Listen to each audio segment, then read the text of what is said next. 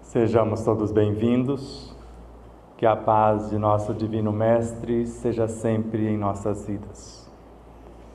É uma alegria imensa retornar a esta casa, que sempre nos acolhe como um lar de esperanças, que nos instrui como uma universidade de almas e ensina a curar-nos como um hospital de misericórdia. E falar nesta casa é uma responsabilidade muito grande, porque se falamos numa casa que tem o nome de Allan Kardec, já é um peso enorme. Mas falar noutra, que é o próprio Kardec que voltou, é mais ainda. Mas se vocês acreditam que Chico é o retorno de Kardec ou não, isso não mudará as mais de 600 obras que ele trouxe falando da doutrina dos Espíritos. E o tema hoje, eu fiquei imaginando como seria, porque até agora eu só sei o título, que é a quinta bem-aventurança, e nós pegamos da Bíblia, porque do nosso Evangelho segundo o Espiritismo está só bem-aventurados misericordiosos. Então, bem-aventurado os misericordiosos, porque eles mesmos alcançarão misericórdia. E eu gostaria de relembrar o trato que normalmente fazemos. Para os que nos conhecem, já sabem, não acreditem em nada do que nós dissermos. Vai ficar gravado em vídeo, em áudio. Se eu citar obras, vocês vão lá e confira se eu enlouqueci, se eu inventei ou se está mais ou menos adequado com as obras. E eu vou procurar falar de coisas profundas com simplicidade. É assim que vocês querem? Ainda não consigo. Então eu falo de coisas simples com profundidade, eu já estou conseguindo. E vou falar muita coisa de pouca coisa, para que a gente entre um tanto mais na toca do coelho. Não vou falar só do bolo, vou falar dos ingredientes e de preferência desde a origem dos ingredientes, se for o caso. E peço licença para acrescentar um ponto no conto de alguém, porque eu também sou um espírito imortal e tenho a minha bagagem e gostaria de acrescentar alguma coisa do que eu compreendi na temática de hoje. Para Allan Kardec, a caridade é a alma do Espiritismo. E para Paulo de Tarso, fora dela não há salvação. Antes eu fiquei imaginando, mas o que é isso? A alma do Espiritismo? Então eu fui procurar o primeiro, o que é o Espiritismo? E eu pensava que era uma doutrina codificada por Allan Kardec. E ele nunca disse isso. Tem algum lugar que ele afirmou isso? Vocês já acharam?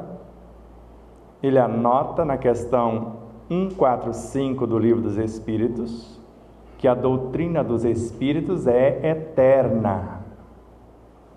E na questão 222 da mesma obra, eu não me canso de esforçar para provar que ela existe desde a mais alta antiguidade.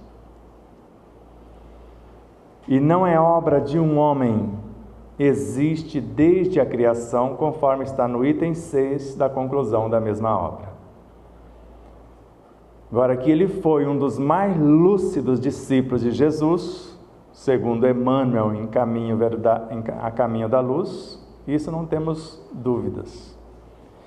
E que a tarefa mais complexa foi a dele de organizar o que foi codificado para aquele momento. E ele próprio disse, a natureza não disse a sua última palavra. O Espiritismo caminha com o progresso e jamais será ultrapassado. ele toca em todos os ramos da economia social e presta seu contributo. Ele assimilará sempre todas as doutrinas saídas do domínio da utopia, transformadas em verdades práticas. Se assim não fizer, ele se suicidará, cessando de ser o que é uma doutrina que progride por evolução. Se a ciência demonstrar que ele está errado em um ponto, ele modifica esse ponto, porque diante de fatos não existem argumentos. Embora isso nunca aconteceu, porque pelo menos eu não sei, porque ele anda na frente.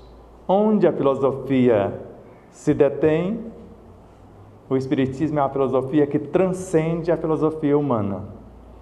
Onde a ciência se detém, ele vai além. Onde os rótulos religiosos param, a moral do Cristo prossegue. E ele afirma na Revista Espírita que o Espiritismo é uma lei da natureza. Ele está no ar, ele está no espaço, ele está em tudo. O que era o cristianismo há 18 séculos, se não o Espiritismo? Só o nome era diferente. Isso está na Revista Espírita e está em nosso segundo livro com Allan Kardec.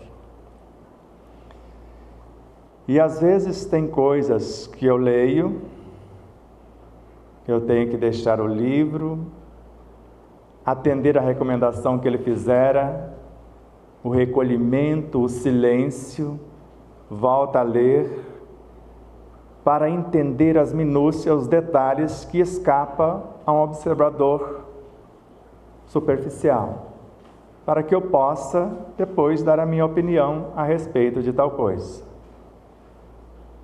E quando lemos o Livro dos Espíritos, a questão 455, onde ele, num processo de sonambulismo, afasta a alma do corpo, e a alma, quando sai do corpo, olha para um lado, vê o seu espírito.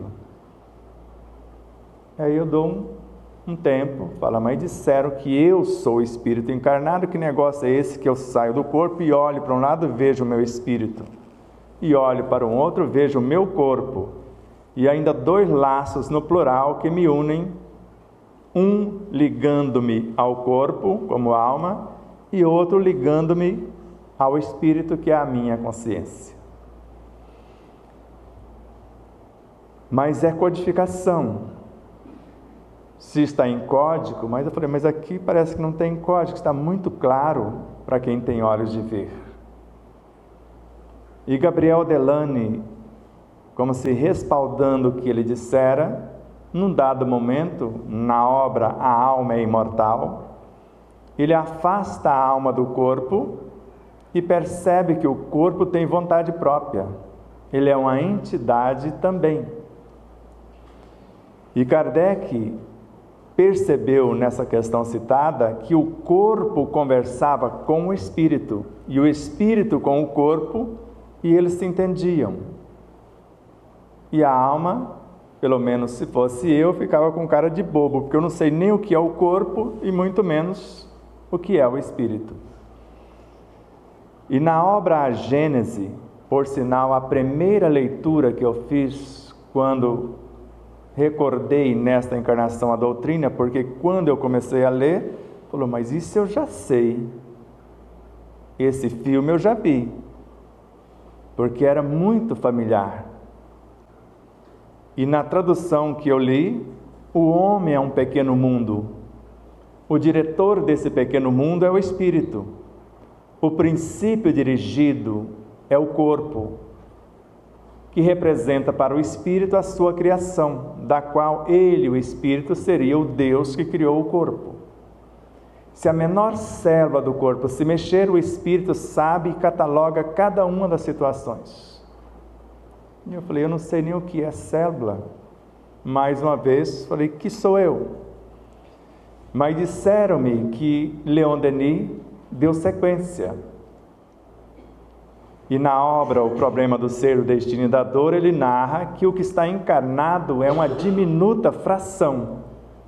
E ele, Leon Denis, acessou o seu espírito, a sua consciência. a ponto de acessar,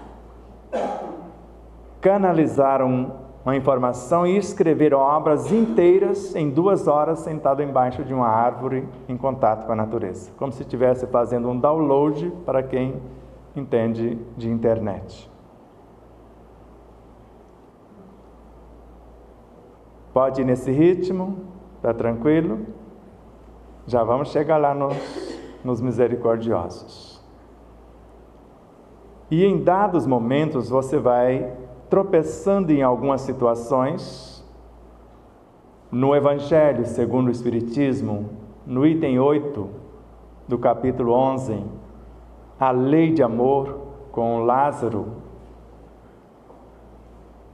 O amor é o sentimento que, acima de tudo, resume de forma completa a doutrina de Jesus. Falei, é moleza, uma poesia. Mas a complicação para os meus neurônios foi depois. Só que os sentimentos são os instintos que se elevaram de acordo com o progresso realizado. No início, como humanos, só temos instintos. Bateu, levou. Lei de Talião, é mais ou menos assim que funcionam os instintos. Mais avançado e transformado o homem, ele possui sensações. Então, além de fazer uma coisa para a preservação da própria vida, ele sente algo em fazer, que antes não sentia, porque avançou. Mais instruído, Joana de Anjos resgatou a terceira informação, que está em suas obras, e nós colocamos em nosso segundo livro. Ele tem emoções. Agora, mais purificado, ele possui sentimentos. E no ponto mais delicado dos sentimentos, surge o amor, que reúne e condensa todas as sublimes revelações. O amor, que é o Pai da misericórdia, da paciência, da compaixão, da piedade, conforme está no Evangelho. Todas essas virtudes são filhas do amor. Mas aí eu me enrosquei lá no capítulo 19, que fala que o amor é filho da fé. E em realidade é a fé que é mãe de todas as virtudes. Então o amor é filho, mas também gestou as tuas virtudes. E analisando um tanto mais, e às vezes eu fico meio confuso, mas quando falamos para certas pessoas, você enlouqueceu mesmo? Eu falei, mas parece que a loucura com Jesus é sabedoria. Então eu fico aqui, já que você está achando isso muito louco. Porque eu enxergo no Evangelho segundo o Espiritismo, com o Espírito Caritas, mensagem na qual ele afirma por 3 vezes, de acordo com as traduções, porque tem umas que dá vontade de pegar um lençol, chorar do que fizeram com a informação. E ele afirma, eu sou a caridade, por 3 vezes na mensagem. Mas se a caridade é um ser, os instintos também são. E para Kardec, os instintos são seres da natureza, que não pertencem nem à alma, melhor, nem ao espírito, nem ao corpo. É o que nós chamamos hoje de elementais, que nos ajuda a governar o corpo. Porque do contrário, se não fossem vivos, Emmanuel enlouqueceu, e o Chico também, que psicografou. Porque em Pão Nosso, na lição Socorre a Ti Mesmo, que é o capítulo 51, pregue o Evangelho do Reino para os teus órgãos. Eles são vivos, eles são educáveis. Mas se Evangelho for o livro, quer seja a Bíblia ou outro, será que o coração vai entender a leitura se eu falar para ele? Está ouvindo aí? Mas se eu imaginar, conforme Emmanuel, na obra Irmão, na lição Renúncia, que o Evangelho não está aqui nos livros, nem acolá, mas sim em nós mesmos, no nosso próprio espírito, nos mais íntimos refolhos de nossa consciência e de nosso coração, aí já dá para imaginar que o Evangelho não é um livro. E Emmanuel participou da codificação com pelo menos uma mensagem: o egoísmo, que está no Evangelho segundo o Espiritismo, que é filho do orgulho. A gente pensa que é dois, basta trabalhar o orgulho e resolve todo o problema. Ele resolve com o filho dele. E Joana de Ângeles, que deu a contribuição com duas mensagens no Evangelho segundo o Espiritismo: paciência e dar-se-á aquele que tem, pega carona com Emmanuel e completa. O Evangelho é um repositório de força, vitalidade e vida. E vai além. O Espírito, como se pudéssemos dizer que Emmanuel está falando, é a soma de todas as nossas vivências, conforme está na obra O Ser Consciente. E a alma é a soma das experiências somente desta etapa. A alma, em relação ao espírito, ela é um ponto de autoconsciência pura. Agora imagine um ponto com alguém que tem quase a idade do universo de experiências. E ela aconselha-nos e ensina-nos a acessar esse todo e trazer as pérolas para que eu resolva o que está acontecendo aqui. E não só nos ensina a falar do Evangelho com ternura, com amor, para as nossas imperfeições morais, como conversar com os nossos órgãos, com as nossas células que compõem os tecidos, com elas individualmente e com as forças mantenedoras do mundo físico e do perispírito também, que Ramatiz narra que são os elementais. Voltamos neles outra vez.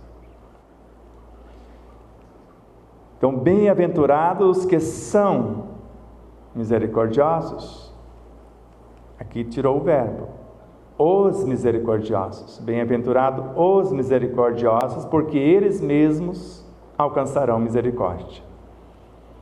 E Kardec, desejando esclarecer-nos o que era a alma do Espiritismo, na questão 886 da obra O Livro dos Espíritos, ele questiona: qual o verdadeiro sentido da palavra caridade como a entendia Jesus? Benevolência com todos, indulgência para com as falhas dos outros, perdão das ofensas. E vocês percebem que a benevolência é um ser, a indulgência é um outro ser, e o perdão também, porque são virtudes.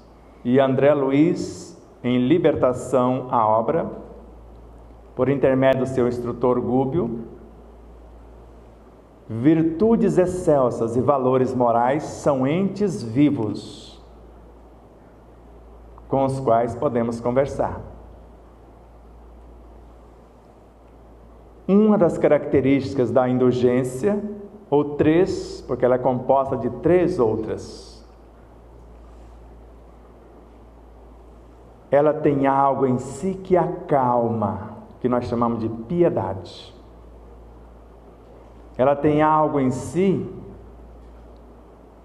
ou melhor, que atrai, que é o que chamamos de piedade.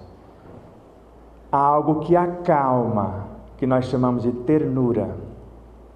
E algo que reergue, que nós chamamos de entusiasmo pela vida. E o perdão, no mínimo, tem três potências. E eu preciso tomar ciência do que fiz para desejar mudar o roteiro, para pedir ou conceder o perdão, adquirir consciência de minha responsabilidade, e dói, e depois a correção, porque pedir perdão a vocês, não reconhecer a minha falha, e só da boca para fora eu fizer, e depois não corrigir, o que resolveu? Então, perdão para Kardec, no Código Penal da Vida Futura da obra O Céu e o Inferno. Então, eu reconheço, desejo mudar a rota, tomo consciência do que preciso fazer e depois faço no sentido de reparar. E a misericórdia é a virtude que nos permite recomeçar. Ela cria a ambiência, o espaço e nos assiste na nossa recuperação. Por isso, quando pedimos a Deus misericórdia, estamos pedindo a Ele meios ou motivos para esta reparação, para esse recomeço. E ultimamente tem vindo muitas situações à mente, porque quando foi para escrever o primeiro livro, alguém assumiu o comando. Houve uma troca de comando em minha consciência. É como se estivéssemos numa empresa e naquele setor tem um gerente para aquela tarefa. Mas para outra tarefa é o que tem maior conhecimento da outra tarefa. E quando foi o segundo livro, foi um outro ser. São continuações, mas diferentes a escrita um do outro. E agora assumiu um outro ser. Uma experiência que tivemos de fato no Egito. Lá já éramos sacerdotes e médico, mas os médicos e sacerdotes faziam algumas coisinhas que, se eu contar, vocês vão pedir carinhosamente: dá para você se retirar do recinto? Pedimos por misericórdia que fosse possível acessarmos as nossas memórias, mas só o que deu certo. O que não nos torturasse, porque eu me culpava muito. E alguém acolheu, mas falou: mas Deus não te culpa, Ele não te pune, Ele não te proíbe, Ele não te impõe, então não há castigos. Por que se dilacera? É simples. Para Pietro Baldi, o bem ou o mal que praticamos é para si mesmo que se praticam. E para Dias da Cruz, por Chico Xavier, toda violência contra o próximo é dilaceração em si mesmo. Então eu dilacerei a minha própria realidade. E se eu ficasse olhando as criaturas que foram dilaceradas nesses milênios, eu não avançaria. Eu teria que olhar aquelas que deram mais ou menos certo e lembrar de Pedro, lembrando o que disse no Jesus: o amor cobre a multidão de pecado. E o perdão não é 7 vezes, é 70 vezes 7 vezes. Ou seja, até chegar à perfeição. E Jesus, até onde me consta, Ele nunca julgou nem condenou quem quer que seja. Ele conhecia todos, porque Ele afirma que antes de nós existirmos, Ele já era. E antes não fomos nós que o escolhemos, foi Ele que nos escolheu. e nenhuma das ovelhas que o Pai confiou a ele se perderá. E ainda afirmou: eu sou um bom pastor, e eu conheço as minhas ovelhas. As que já são minhas, reconhecem a mim. Mas existem outras ovelhas que não estão neste aprisco, e é necessário que eu as traga e elas se comportem como um só rebanho e um só pastor. E no outro momento, os meus discípulos serão reconhecidos por muitos se amarem. Porque antes de partir, um novo mandamento vos dou: amai-vos uns aos outros, como eu vos tenho amado. Porque quando falamos de 9 mandamentos, porque nunca foram 10, mas querem acreditar que foram 10, os pesquisadores afirmam que não, mas não importa. Querem acreditar que as leis que estão no livro dos Espíritos são 10, são 9 também. A 10ª lei, a lei de amor, justiça e caridade, foi sugerida por Allan Kardec para sintetizar as 9, que segundo Joana de Ângeles, na obra No Rumo da Felicidade, um capítulo inteiro comentando isso, narra que a espiritualidade acolheu a ideia na hora e sintetizou. E Emmanuel esclarece: o verdadeiro homem de bem, conforme está no Evangelho segundo o Espiritismo, é aquele que pratica a lei de justiça, amor e caridade na sua maior pureza. E Emmanuel narra: a maior pureza é você amar indiscriminadamente ou incondicionalmente, desde o mais ínfimo ser ao mais elevado astro, com o mesmo amor, porque todos são expressões de Deus. E se eu apontar o dedo para você, eu estou condenando a mim mesmo, conforme está no Evangelho. Aquele que julga o outro condena a si próprio. E isso não é novo. Isso é Paulo de Tarso, na 3ª carta aos Romanos, no 2º capítulo, no 1º versículo, quando ele narra que é indesculpável ao homem que se arvora em juiz, porque condenando o outro ou julgando o outro condena a si próprio, porque atrai para si os tormentos que agora condena, e daqui a pouco a vida nos convida a passar pelas mesmas situações. Mas não é só Paulo, Emmanuel também, na obra Pensamento e Vida, no capítulo 8, fala a mesma coisa. O que eu julgo e condeno grava-se na contextura mais íntima de minha alma, de forma indestrutível. E mais tarde a vida vai me convidar a passar pela mesma situação que agora julguei, que agora condenei.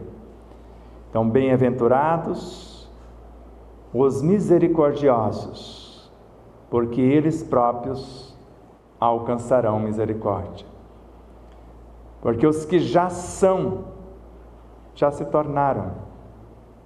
Agora é nós que estamos a caminho, os misericordiosos, estamos em exercício. E a vida coloca em nossa volta, ou à nossa volta, todos os seres como se fossem espelhos. Se vocês me explicarem diferente, eu mudo a minha tese. Ninguém enxerga fora, senão com o que possui dentro. Então, quando eu estou julgando o outro, eu estou me vendo, transferindo para o outro os meus próprios tormentos. Não ouvi isso só de um espírito, mas de vários espíritos. Então, eu enxergo a vida, os seres, com o que eu possuo. Se alguém está cometendo um desatino e eu já não faço mais, eu ajo com compaixão, com misericórdia,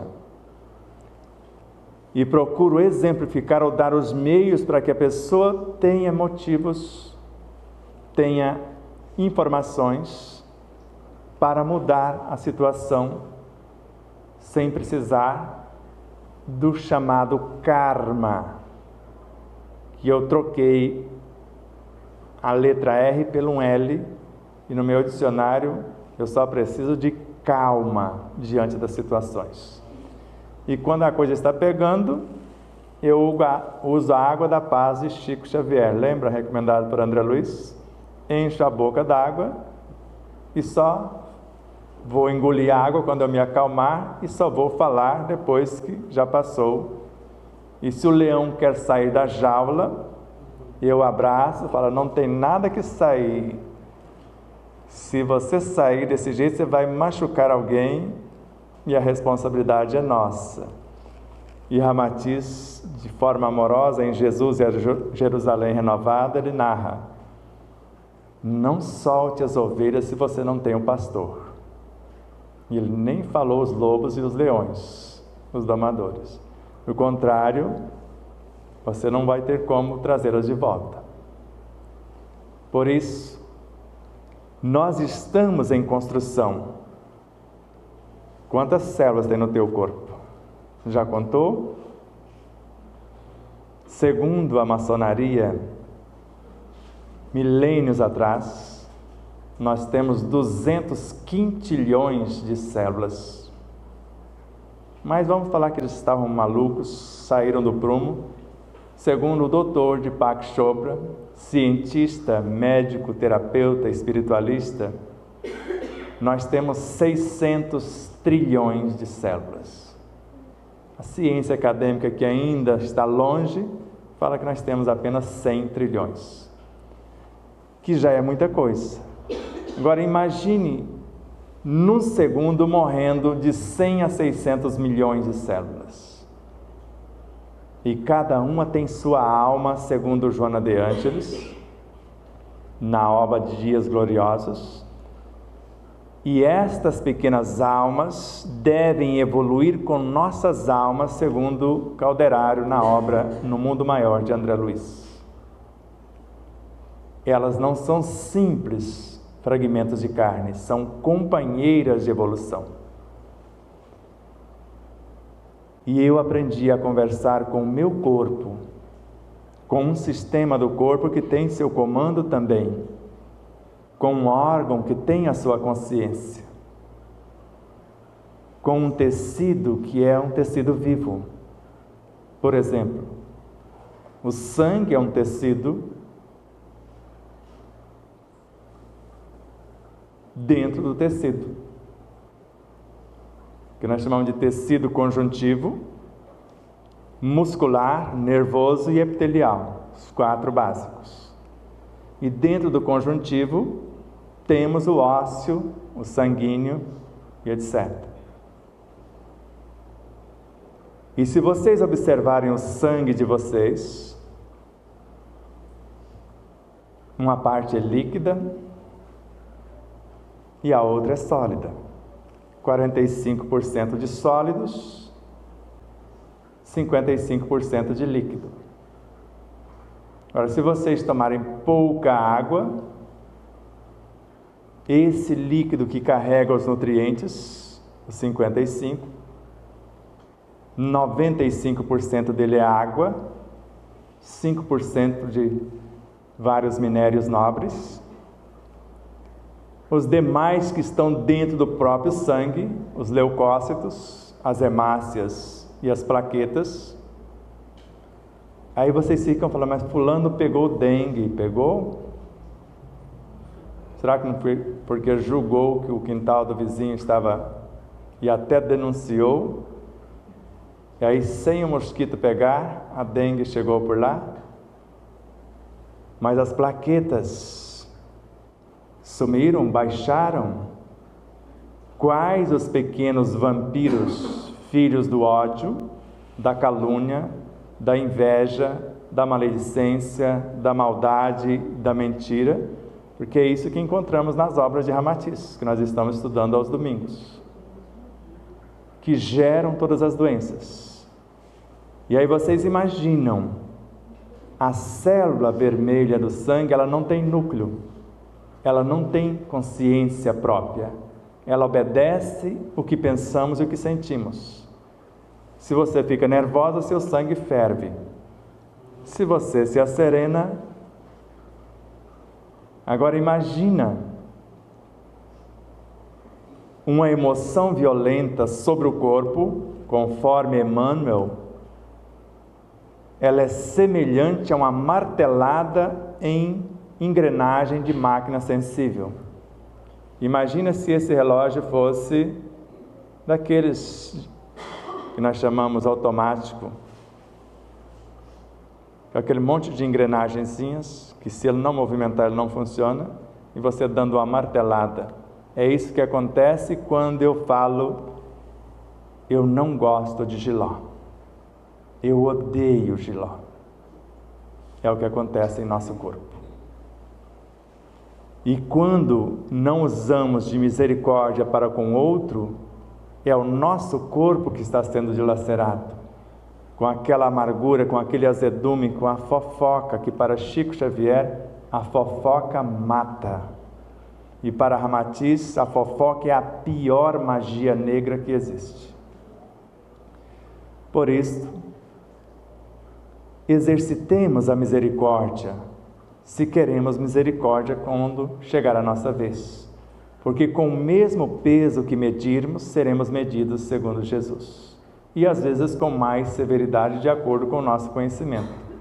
Para nós espírita, conforme está no Evangelho segundo o Espiritismo, Kardec agora por sua vez, é indesculpável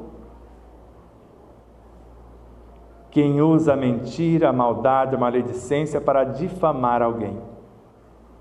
Conforme vimos lá, eu assustei com aquilo. Não tem misericórdia.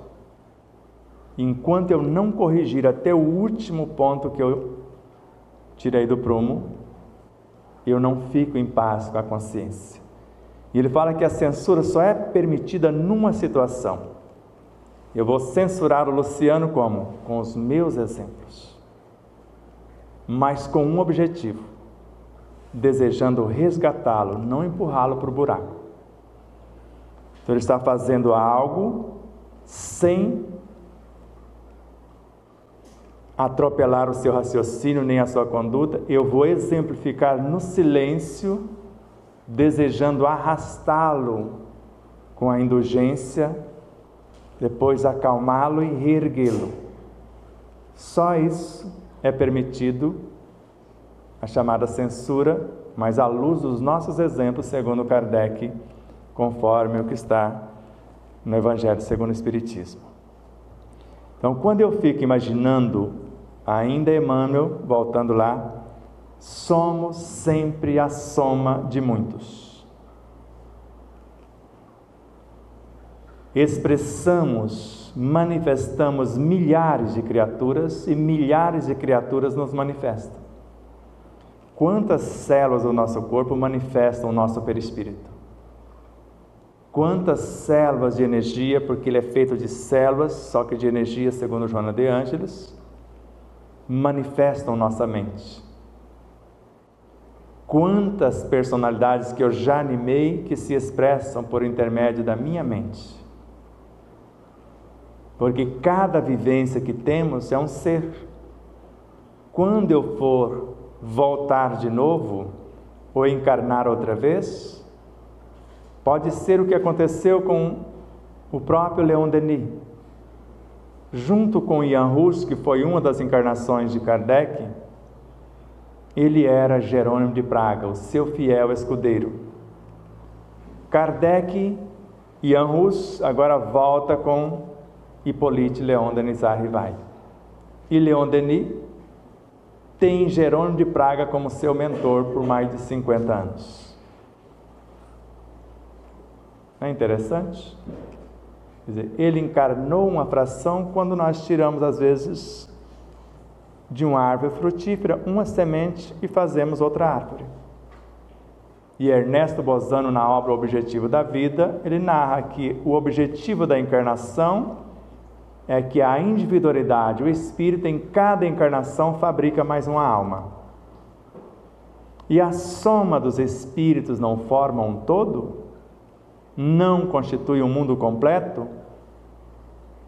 Resposta em forma de pergunta na questão 151 do Livro dos Espíritos. Já que na 144, Kardec quis saber o que era a alma do mundo. Falou, antes de querer saber, admita que a alma do mundo é um conjunto de espíritos. sob a regência de um espírito-chefe. E mais tarde, na Revista Espírita, e nós colocamos no primeiro livro, é a soma de todos os encarnados e desencarnados sob a regência do Cristo é que forma a alma do mundo. Por isso que Paulo de Tarso disse-nos que nós somos células do corpo do Cristo. E qualquer célula que eu perturbar, que pode ser você que está aqui do lado, é ao Cristo que eu estou ferindo, é a Ele que eu estou desorganizando. Tudo que fizer a um dos meus irmãos mais pequeninos, disse Jesus, é a mim que o fazeis. E aí nós ficamos imaginando ainda mais um pouco.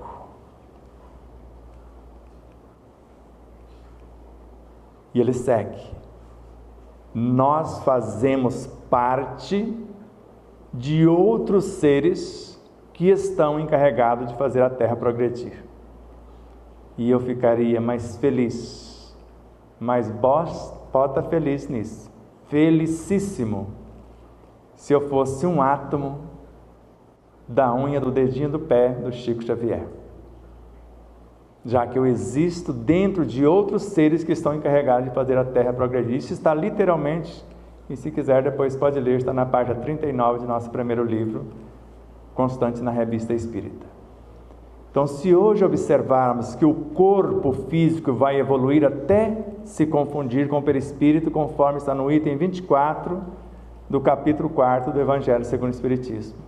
Então, todo esse corpo vai transformar-se em energia perispiritual. E o perispírito vai sofrer transformações sucessivas no seu processo evolutivo, até transformar-se à semelhança dos espíritos puros. Ou seja, o perispírito é a alma evoluindo segundo Kardec. Ficou muito maluco? Não. Agora tenha cuidado quando comer a batatinha, porque ela é feita de espíritos também. Porque o espírito, princípio inteligente, é o átomo primitivo. É ele que vai unir-se para formar os fluidos. O ar que tu respiras, o ar que estamos respirando. Ele é feito de espíritos. Pelo menos é o que está em André Luiz, capítulo 17 da obra Nos Domínios da Mediunidade, quando ele fala do passe.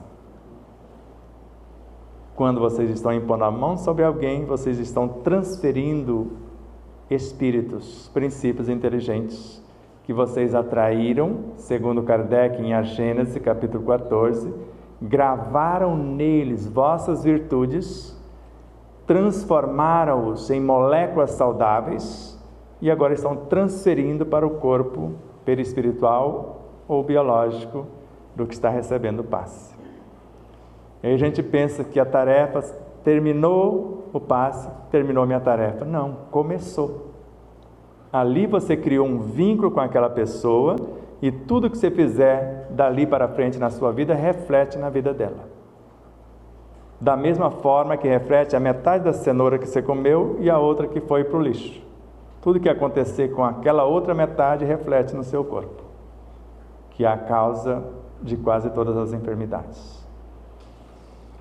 O horário está terminando e eu vou fazer um pequeno exercício. E, se possível, lembrem-se, mas como nós combinamos, não acredite no que eu disser. Experimente. Se vocês mentalizarem antes da refeição normal o alimento que desejam, quando mentalizam, vocês já estão construindo o alimento que estão desejando. Porque, segundo André Luiz, em Libertação, o que está em torno de nossa mente, chamado de matéria mental, é composta de seres vivos incontáveis, que nós vamos atrair e transformá-los no que necessitarmos. Se não conseguir mentalizar, porque quando mentalizamos, estamos criando átomos, conforme está no Livro dos Médiuns, moléculas, alimentos e medicamentos, conforme Kardec. Se não der muito certo, respira, pensando no alimento.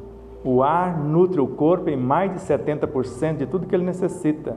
E se dermos uma ajudinha, podemos chegar mais além e transformá-lo não só num mais potente alimento, mas num medicamento também. Não conseguiu muito? Só lembrem, com Yogananda, o mestre oriental, que a respiração pacifica as emoções, a começar pela ansiedade. Respiração consciente. Se não conseguiu muito, pegue um pouquinho de água, pequenos goles, comece a mastigar imaginando o alimento. Ela já é um alimento e um medicamento, mas imagine outros que vocês necessitam. E durante o abrir e fechar da boca, mais de 35 milhões de pequenas glândulas se abrem no íntimo da boca, que são pequenos portais entre o corpo físico e o corpo vital, e a vitalidade da alma já entra no corpo vital, vai para o emocional até chegar no mental, mastigando água.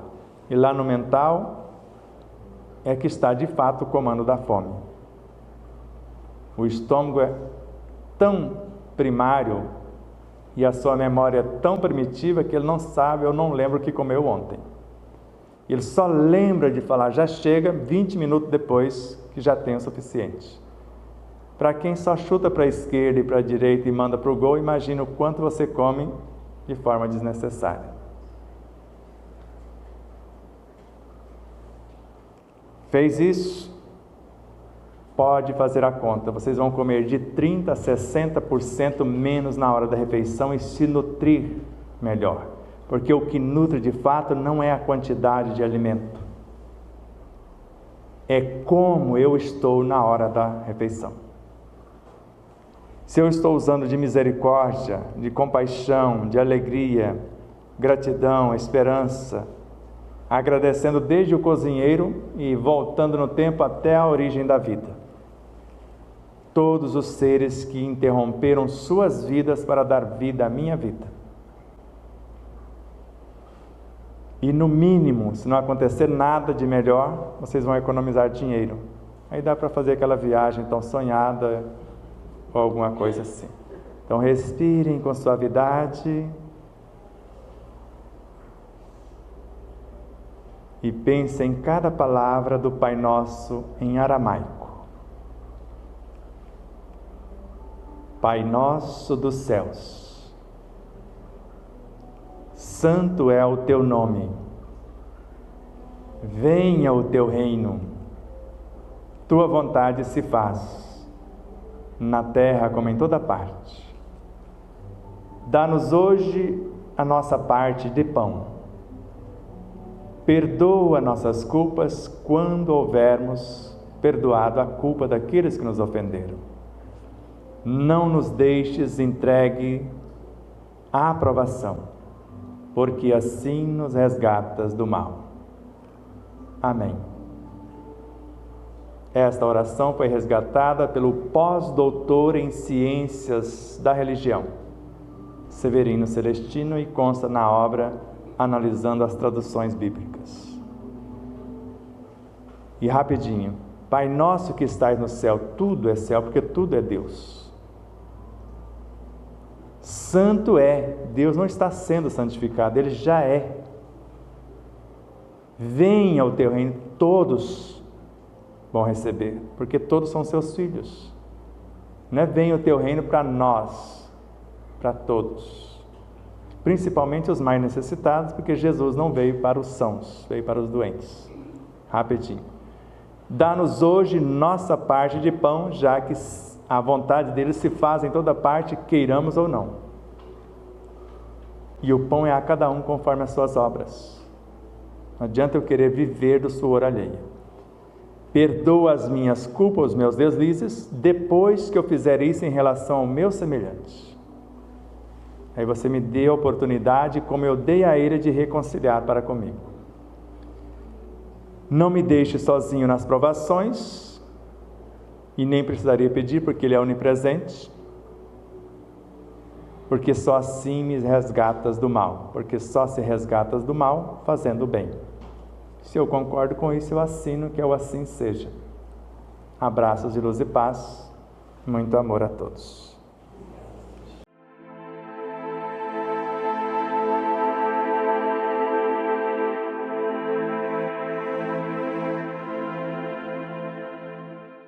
E aí, você já adquiriu o seu exemplar da obra O Despertar da Consciência de Sal da Terra à Luz do Mundo?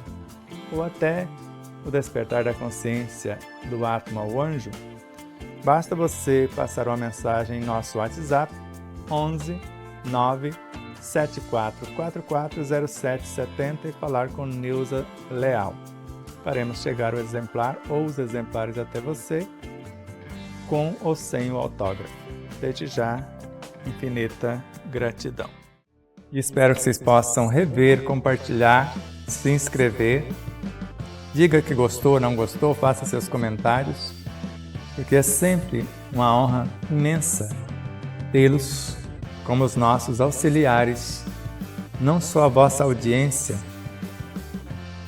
por nos seguir em nossas redes sociais, por se inscrever aqui no canal do YouTube, por compartilhar, por fazer tudo o que possa para nos auxiliar nessa interminável jornada.